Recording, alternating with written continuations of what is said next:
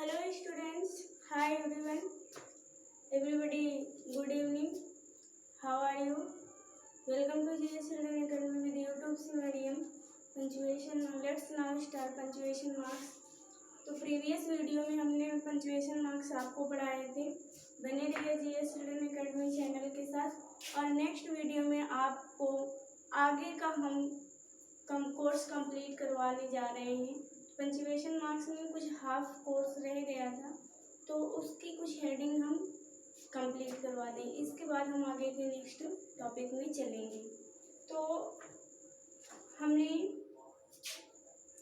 Exclamation mark की definition right करवा दी थी और इसके बाद हम समझा नहीं पाए थे, तो एक्सक्लेमेशन मार्क की डिफिनीशन आज हम आपको समझाना चाहते हैं।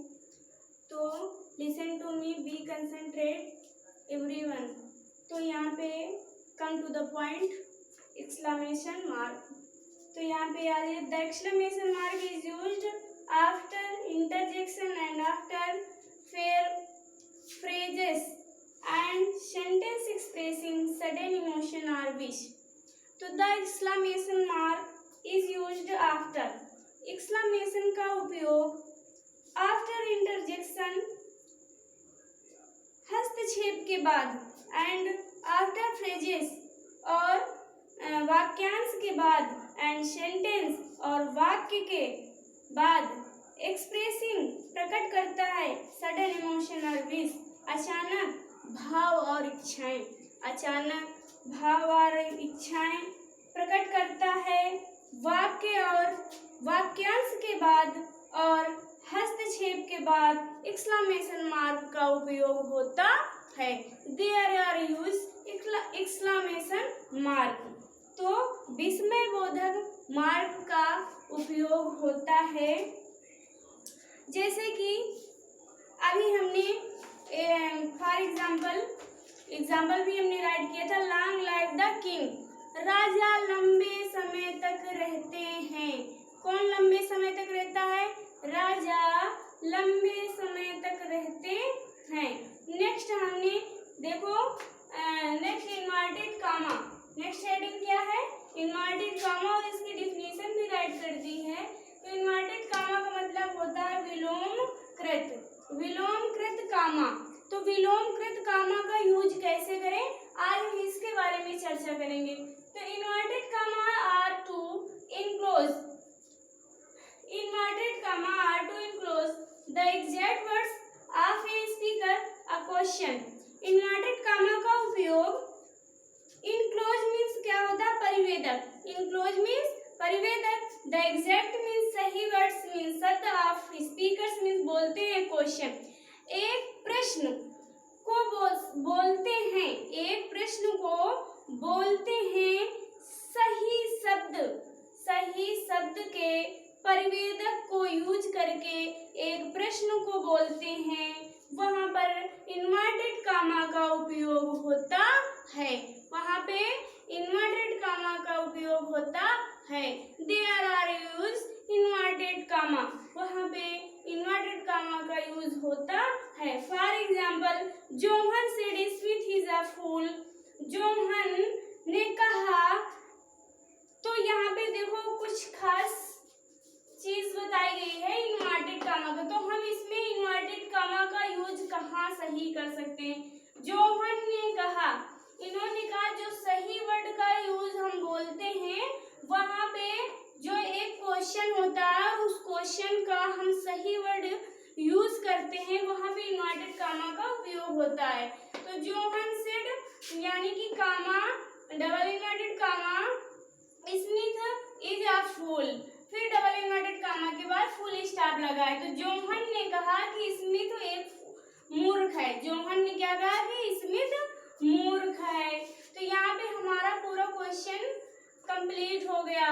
और देखो यहाँ पे हमारे सही वर्ड भी यूज हो रहे हैं और हमने सही तरीके से इन्वर्टेड कामा का भी यूज किया है।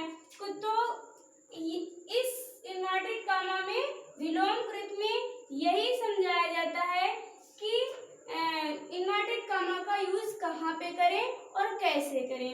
I hope you are understood. Next definition में हम चलते हैं। अपॉस्ट्रॉफ मीन्स बिलोंग वर्ड लोम का चिन्ह। अपॉस्ट्रॉफ मीन्स क्या होता है? वर्ड लोम का चिन्ह। The apostrophe is used to show the omission of a letters or letters to from the plural letters or figures or in the genitive case of nouns। तो यहाँ पे apostrophe मीन्स क्या होता है? वर्ड लोप का चिन्ह। वर्ड लोप का चिन्ह हम कैसे करें, कहाँ पे करें, आज इसके बारे में हम बताएंगे। तो the apostrophe used to show the omission। तो अपॉस्ट्रोफ मीन्स वर्ड लोप का चिन्ह का उपयोग होता है, वर्ड लोप के चिन्ह का प्रयोग होता है। सो मीन्स दिखाने में, द ओमिशन मीन्स अनुपस्थिति of a letter, of letter or letters, यानी कि अक्षरों या अक्षरों या अक्षर के अनुपस्थिति को दिखाने में वर्ड लोप चिन्ह का उपयोग होता है। From the plural of letters और फिगर्स। तो फ्रॉम द प्लूरल बहुवचन सब अक्षरों के साथ, किसके साथ? बहुवचन अक्षरों के साथ, और फिगर्स या आंकड़ों के साथ, और इन द जेनेटिव संबंध में, और in the generative case of nouns, संज्ञा के संबंध में बहुवचन अक्षरों के साथ या आंकड़ों के साथ अक्षरों या अक्षर के अनुपस्थिति को दिखाने में वर्ड लोप चिन्ह का उपयोग किया जाता है। नेक्स्ट हम चलते हैं फॉर एग्जाम्पल में। तो इसका एग्जाम्पल क्या है? The children's mother is ill. बच्चों की माँ बीमार है। क्या होगा? बच्चों की माँ बीमार है। तो इसमें जो संबंध किससे किसका संबंध है? बच्चों का संबंध माँ से है। बच्चों का संबंध माँ से है। जो संबंध कारक संज्ञा या अक्षरों का यूज होता है, जहाँ पे आंकड़ों का यूज होता है, वहाँ पे वर्ड लोप चिन्ह का उपयोग किया जाता है। सपोज दैट दूसरा एग्जाम्पल है the girls father works in the Punjab national bank. लड़कियों के पिता पंजाब नेशनल बैंक में काम करते हैं। लड़कियों के पिता पंजाब नेशनल बैंक में काम करते हैं। तो यहाँ पे लड़कियों का संबंध पिता से है और पिता का संबंध काम करने से है पंजाब नेशनल बैंक में। तो जहाँ पर संबंध या संज्ञा और आंकड़े और अक्षरों की बात की जाए, वहाँ पर वर्ड लोप चिन्ह का उपयोग होता है। I hope you are understood. तो चलते हैं हम। Take care, bye bye. सभी लोग हमारा चैनल लाइक एंड सब्सक्राइब करें। Okay, thank you.